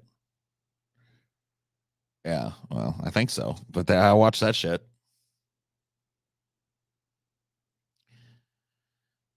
So yeah, I mean, I have an appreciation for some of that old stuff.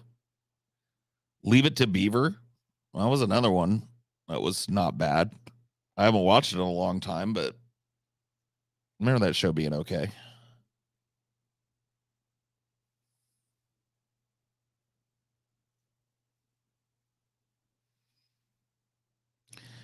Can you explain what the appeal of Twin Peaks is? What is it? I only know the monologue that the general makes about his dream. I mean, Twin Peaks is an exploration of consciousness, reality, and above all, I think dream logic. It's a movie. Well, not a movie, but it's a show that is meant to evoke the feeling of being floating through a dream, where oftentimes things don't match up. Sometimes you notice them, sometimes you don't. Sometimes they become glaring contradictions in your mind, and sometimes they just pass over like the breeze, or you come to accept them. Watching Twin Peaks, and in a broader way, most of the movies, and maybe all of the movies that David Lynch has made, are, among other things, an exploration of the subconscious mind, the dream world, where you're kind of out of control and the narrative controls itself, where sometimes things don't make sense, where sometimes things aren't meant to advance the plot in any way. They're just side diversions and distractions, logical inconsistencies, character inconsistencies.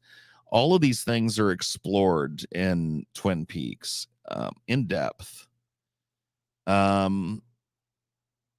All kind of packed into this sort of sappy American crime drama paradigm / soap opera. You know, that's why I love the show. I think it's such a fucking fun deconstruction of the soap opera, the gritty old soap opera paradigm. The guy that's in town investigating a horrible crime, and the woman he loves, and the wacky cops that are trying to help him, or are they? One of those, but with this super heavy wool blanket of dream logic thrown over the whole fucking mix, and nightmare logic as well. I guess those are kind of intertwined in the same thing, but there's a difference between a dream and a nightmare, right?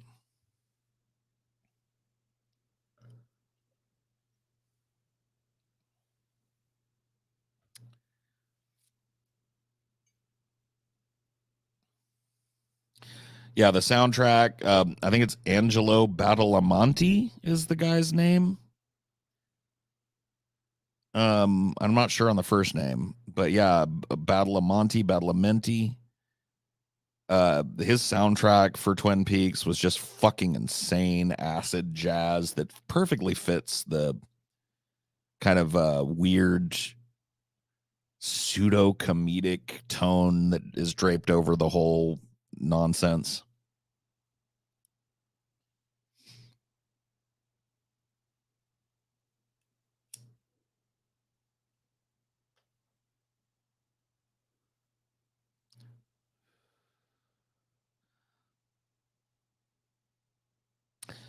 Oh yeah, Takashi, the imprint. Yeah. Yeah, that's a good example of dream logic or nightmare logic.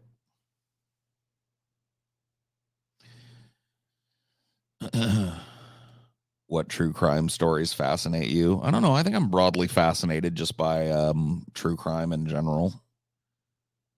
Like most people, I don't think I differ much. The sordid details of somebody who went over the edge and did the socially unthinkable.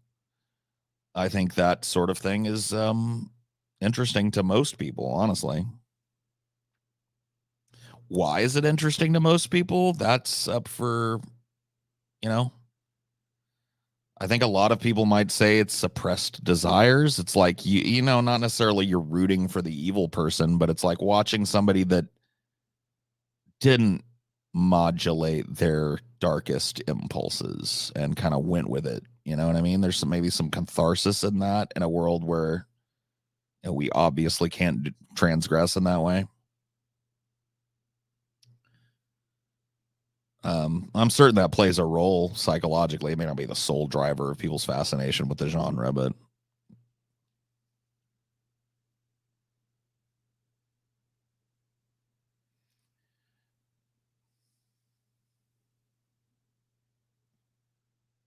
there's a man behind this place. He's the one doing it. He's behind it all.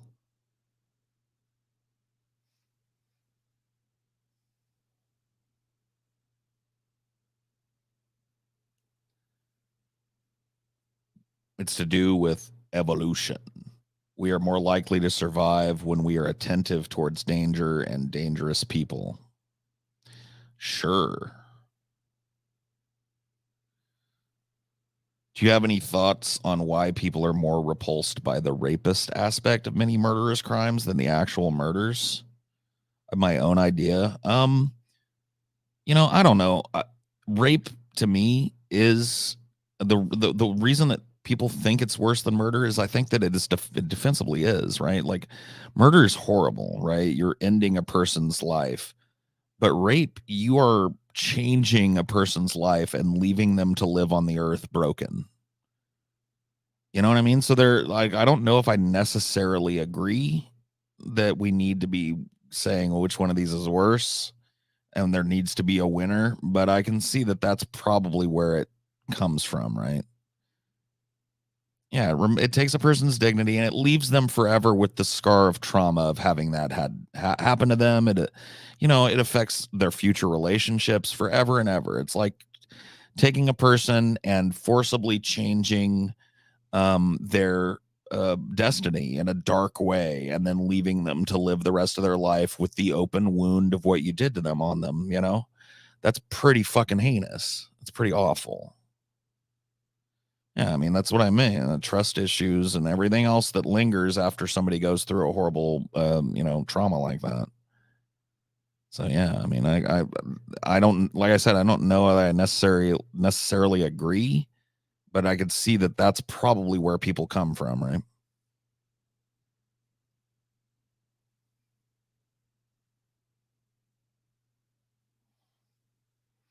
Right. I get it. Like, I'm not making the argument. I would probably agree with you a little more, Jason, than somebody that told me, like if we were, but I just don't think there's value in the argument. Like, what is worse? They're both heinous, but murder to me, like it destroys that person's potential and it also destroys their family and the people that love them, you know? So it's definitely a fucking like impact event on the limited world of these families. But so is rape. Rape tears people apart as well. So it's fucked. Like it's just like that's why I think that the conversation is not really worth hashing out. Which one is worse? They're both horrible. They're both horrible and heinous, and should be treated with disdain.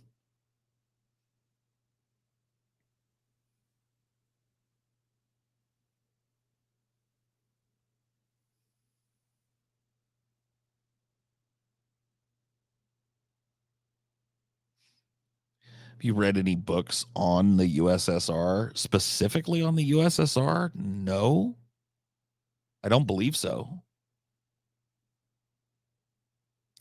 I was dumpster diving in San Antonio, and found. I mean, I read Das Kapital,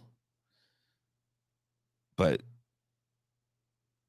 I look at that as more like a theory of economics, but it's very tied to the USSR or Russia, I suppose. I was dumpster diving in San Antonio and found some old military stuff someone threw away. Whoa, cool. Same reason why torturing a human is appalling to most people. All 3 volumes, no.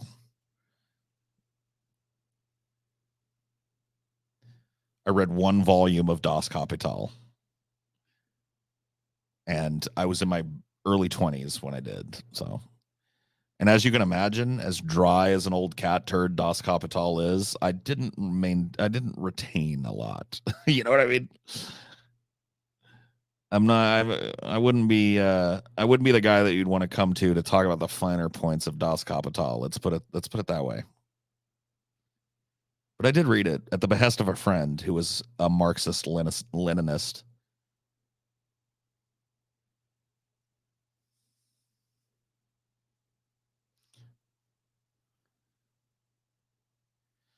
I love swimming. I'm actually like you guys will think this is funny. I'm actually a really good swimmer. And one of the reasons for that might shock some of you guys, but I don't know if this still goes on. But in my parents' day, when they had me, the prevailing wisdom was you immediately get that kid used to water. When I say immediately, I mean before they're a toddler. And so my mom's got videos of them. They would take me to a swimming instructor whose whole job, because the idea was the reason kids die in pools is because they don't know how to swim. So if you expose them early and often to the water, then, you know, they'll be less likely to die if they trip and slip into a pool. They can swim to the edge and get out. They know how to, you know. And so there are pictures of my mom. Literally, they would throw me in the water as a little baby and have me swim by like flapping my little arms and moving my little body to my mom and then back and forth. And they would pull me up out of it. And it's interesting. Babies are not adverse to that. Babies were swimming in liquid for their entire existence up until they were born. And so babies don't have some of the same fears that other humans have developed about being underwater and stuff. They do go into like survival mode, but that's what you want, right? You want to train kids to be relaxed. When they fall in the water, it's not a big deal. And so I was trained from a very young age to swim. And I am to this day a better swimmer than I am a walker or runner. Like I'm pretty fucking agile in the pool. I've got good, you know, decent form and breath control and all of that stuff. You know, like I'm a really good swimmer.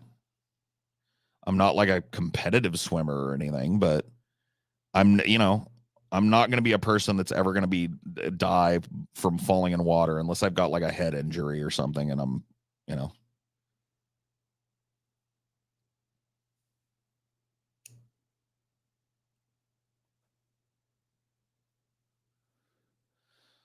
my fucking stepkid's dad never let her try and swim. He got her all scared of water. So now she's fucking 6 and terrified of, yeah, see, my parents didn't want that. They wanted to be able to be okay if they sent my little toddler ass over to the neighbor's house and they had a kiddie pool and not worry that I was going to drown face down in it because I didn't know how to get out of the water, you know. And I never had that point in my life. There was never any point in my life where you could have thrown me in the water and I would have just died. Maybe as a toddler, like pre-toddler, as a little baby, if there was nobody there, I might have fucking drowned. But that was the point of them training me from that age up.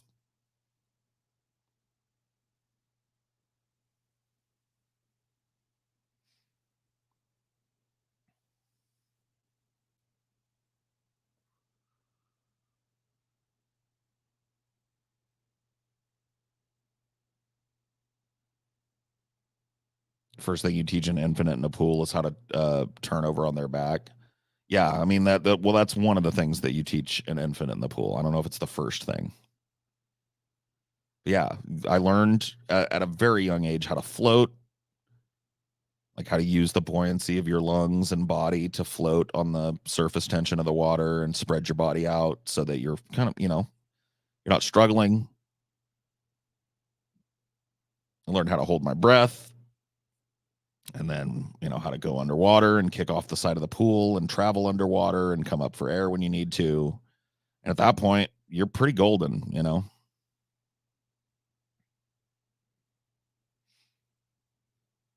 Once you're comfortable getting in and out of the water and moving around under the water and maneuvering in the water, Yeah. Diving board's fun. Absolutely. I get a little spooked out at some of the super high ones, but I'll eventually usually suck it up and do them.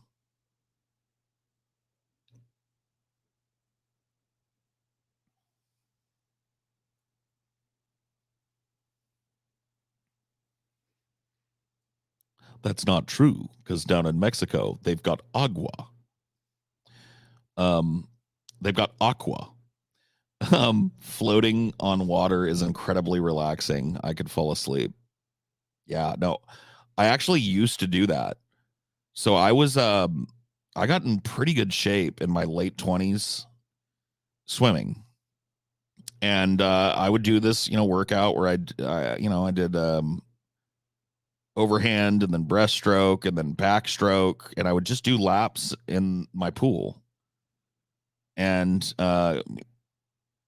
get a good workout going. And then, once I got my body all fucking, I did the laps that I wanted to do, I would just cool off in the pool, and I literally put my hands behind my head like I was laying on a raft and just float. And yeah, dude, there were times where I felt like I was really on the cusp of just drifting off.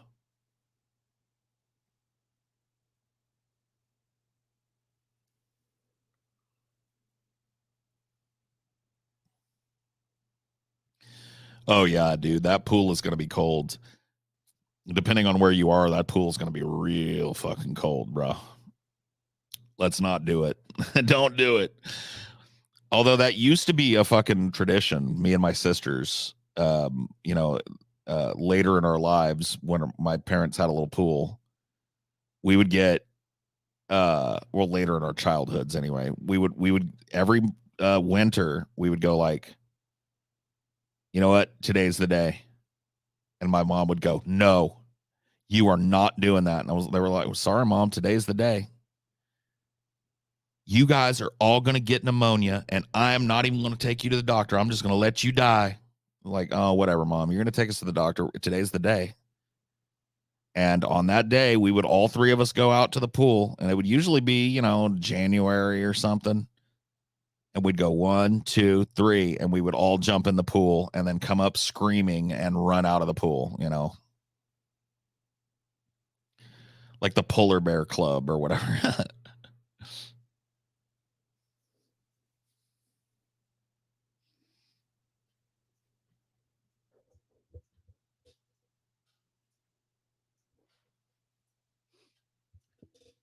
You tried a flotation tank? I have not. I do kind of. There's part of me that really wants to try a sensory deprivation flotation. It's like a tank. You go in, they float you in the special, floaty water, and then you're just in a tank where there's no sound other than your body and no light at all.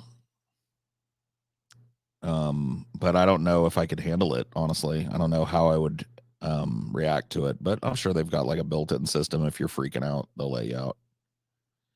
Listen to your blood flow. Yeah, or just retreat into your mind, which is what I would do. I'm extremely suggestible under hypnosis. I was told by a therapist that practiced hypnotherapy when I was around 16 that I was part of 10% of the population or so is super suggestible.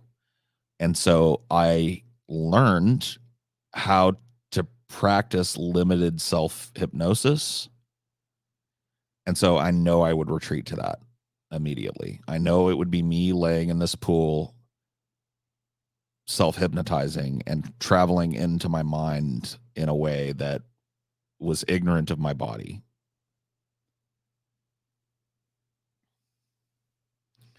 What damage can you do with hypnosis? I mean, it depends, right? Not everybody can do it.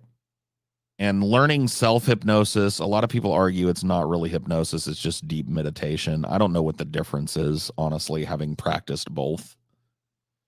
But there's, it's hypnosis is the subject of a lot of controversy in science. Let's just put it that way. You will find a lot of people saying that it's total hooey. And in fact, a lot of the stage shows that you see where these dudes will make people do goofy shit when they're hypnotized. That shit's fake. How did hypnotherapy help you? I'm not sure it did. To be honest with you, I don't know. But I think it may have helped me confront some of the fear and panic that I was feeling in the wake of my carjacking and kidnapping. I think it may have helped me channel a little bit of that panic away. But yeah, I don't know. It was part of my therapy, state provided, by the way, because I was victim of a violent crime. So there was a victims advocacy stipend in California for my mental health. So yeah, I don't know. But I am capable of deep, deep, deep meditation, deep hypnosis. What does hypnosis actually feel like? I find it difficult to imagine. I mean, I hate to compare it to this, but have you ever done any psychedelics? If you have, particularly LSD, in my experience, there may be other psychedelics that are even better at this, but I have limited psychedelic experience. Done LSD, I've done psilocybin. So if you've done psychedelics, there's a kind of decoupling of your mind from your ego that happens. A kind of disassociation from the drivers that usually control how you act. Like your personality, like a decoupling from your personality a little bit, and a trip a little deeper into your own mind. It feels in a lot of ways like that.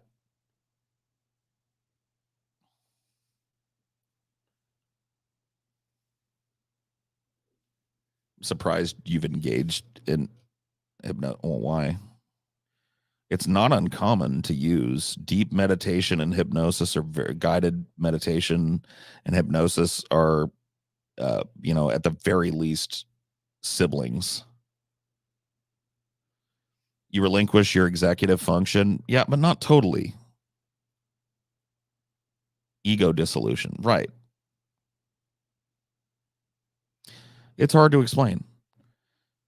I mean, if you want to experience it, learn some deep meditation. Like learn a little bit of self hypnosis. I thought you would see it as bullshit. Oh. No, I don't think it's bullshit. I mean, I think like I said, the comedy shows where they have people like, when you wake up after I say 1, 2, 3, you will bark like a dog. 1, 2, 3. That shit is bullshit. Those people are like going along to get along because they want to make people laugh. Or they're plants in the audience, oftentimes as well. But that's horseshit. Yeah, well, there are self-guided hypnosis audio tapes, that which are basically just guided meditation. Guided deep meditation is pretty indiscernible for me from hypnosis, other than during hypnosis another person will sometimes interact with you, and in meditation you're like, traditionally at the very least, you're trying to be very alone. So they differ in that way, but I don't really think they functionally differ in any other way. I think you're tapping into the same function of the human brain to disassociate from your ego and executive function and exist solely in your mind.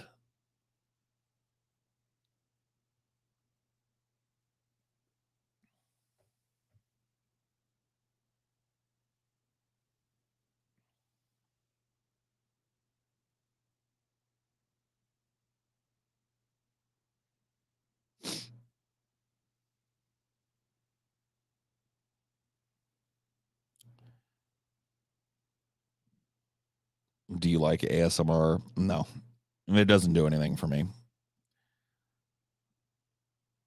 It actually bothers me. I would rather somebody just talk in a normal voice. Like that relaxes me. Like if I'm just listening to a book or a lecture or whatever, and somebody's just talking in a very normal, calm voice, that works for me. The whispering just is like, whatever.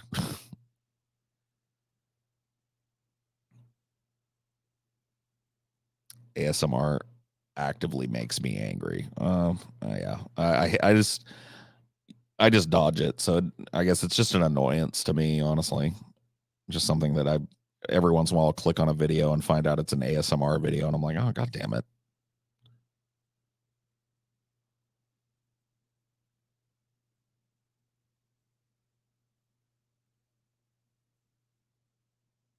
I like the sexy ones. Yeah, to me, I don't know. Like having a sexy person whisper to me doesn't butter my bread, I don't know. This is not my thing. I mean, I guess it is. Like I've been whispered to by people before and thought it was sexy, but it was in furtherance of an actual sexual experience, not like I don't know. Anyway. I can't stand those mukbang videos. I don't watch those either. I don't really think about those much. I just dodge them when I can.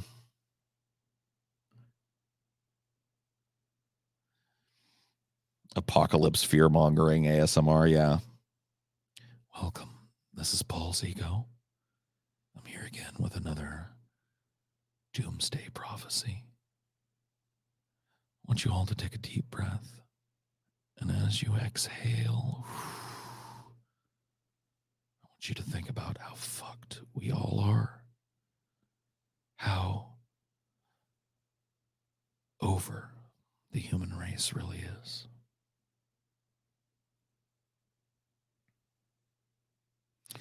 Nikocado avocado, yeah, dude.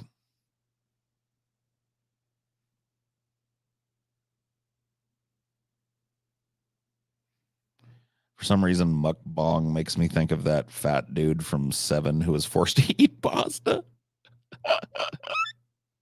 Yeah, it kind of is that way, though. It kind of do be that way, as the kids say.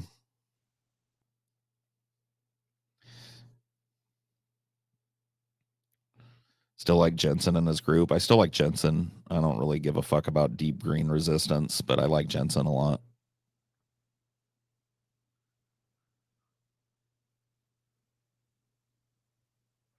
I've seen images from Nick that I wish I had not. Oh, yeah. I mean, we all have, I think.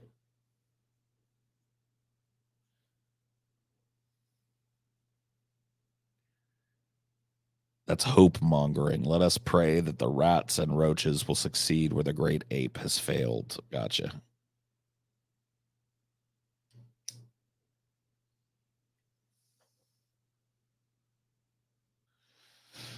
What do you think of Ted Kaczynski? Smart guy. Unfortunately, a little bit mentally ill and a lot of bit crazy when it came to his direct action. But, I've read his manifesto before. I share a lot of his critiques of modernity and civilization broadly. I share some of his deep desire for a more nature connected existence. So,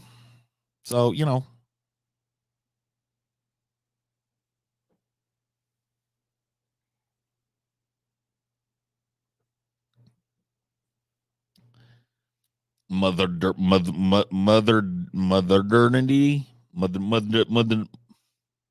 what? Modernity, modernity. Hope your night is going all right, Paul. Finally just settled down to roll a J for the night myself. Glad to see you live. Much love. Yeah, buddy. Yeah, buddy. Yeah, boy. All right. I think I am going to let you guys go, though. Sorry to do that. But, yep, I've had enough. I'll see you next time, though. Hey, there's always a next time. Bye.